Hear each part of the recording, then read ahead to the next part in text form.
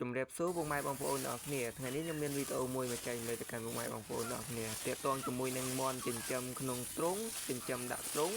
ជាមួយនឹងមន់ចិញ្ចឹមបែបប្រឡែងបែបនេះបងប្អូនឃើញនៅក្នុងវីដេអូនេះបងប្អូនអញ្ចឹងតើពីវិធីហ្នឹងមួយណា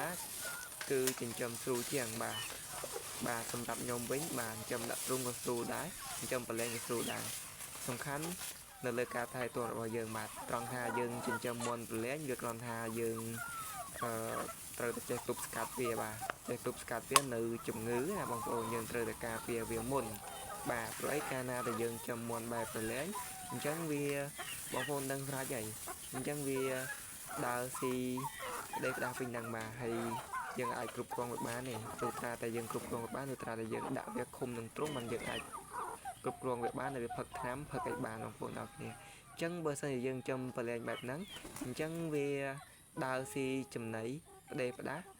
វាដើរស៊ីវាដើរផឹកអញ្ចឹងណា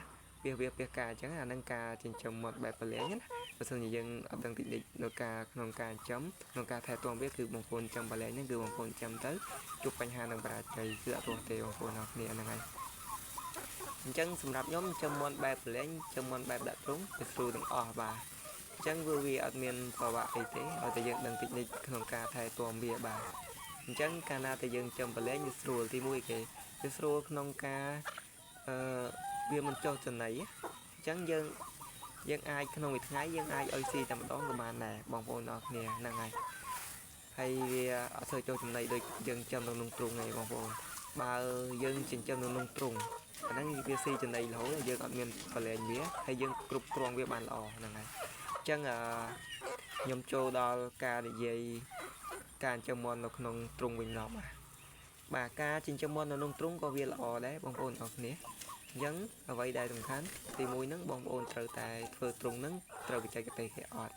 ហើយបងប្អូនត្រូវតែទ្រុងប្រហែលម៉ែត្រដាក់មាន់ប្រហែលក្បាលអញ្ចឹងបងប្អូនធ្វើត្រូវបច្ចេកទេសអត់អញ្ចឹងបងប្អូនធ្វើឲ្យត្រូវបច្ចេកទេសគេទៅបងប្អូនចំរស់បាទអញ្ចឹងការចិញ្ចឹមមាន់ក្នុងទ្រុងបាទទី1យើងត្រូវតែ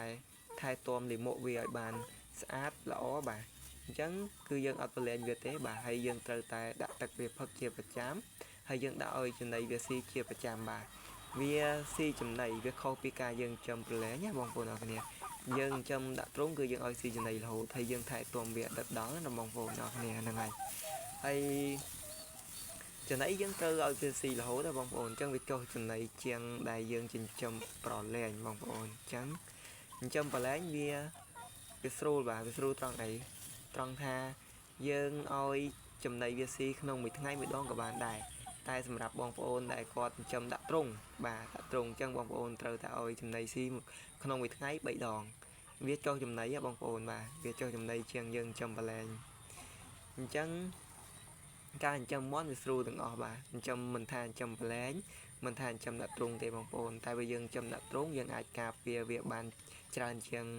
ការចិញ្ចឹមប្រឡែងបាទការចិញ្ចឹមប្រឡែងយើងមិនសូវការពារវាបានទេដោយសារអីដោយសារតែវាដើរស៊ី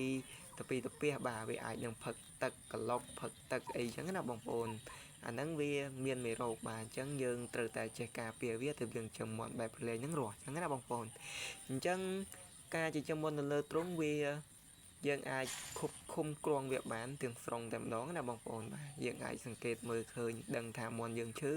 មាន់យើងអីចឹងណាបងប្អូនហ្នឹងតែបើសិនជាការចិញ្ចឹមប្រឡែងនេះបើសិនជាយើងបណ្ដោយវាឲ្យវាដើរស៊ីយើងអត់ចេះនៅការពារវាយើងអត់ដឹងពីរបៀបរបបការពារវាអញ្ចឹងយើងចិញ្ចឹមប្រឡែងគឺយើងចិញ្ចឹមទៅរស់ហើយមិនថាមាន់បងប្អូនតិចឬមកបងប្អូនច្រើនទេបងប្អូនអញ្ចឹងបងប្អូនចិញ្ចឹមទៅជួបបញ្ហានឹងការបរាជ័យឯងបងប្អូនអរគ្នាអញ្ចឹងការចិញ្ចឹមមាន់ពីបែបនេះវាស្រួលដូចតែគ្នាទេបងប្អូនអរគ្នាបាទ